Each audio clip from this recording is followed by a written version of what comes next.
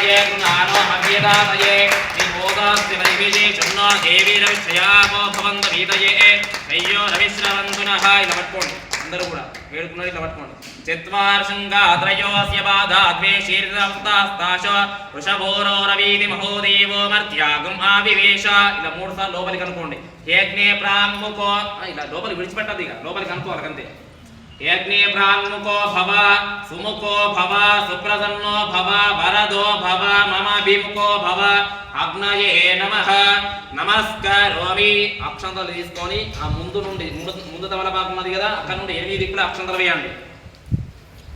అగ్నయే నమః ఉదవహాయ నమః ఉదాజనే నమః కృష్ణవర్త్మనే నమః దేవముఖాయ నమః సప్తజిహ్వాయ నమః వైశ్వానరాయ నమః జాతవేదసే నమో నమః. ఓం అత యజ్ఞబ్రహ్మణే నమో నమః.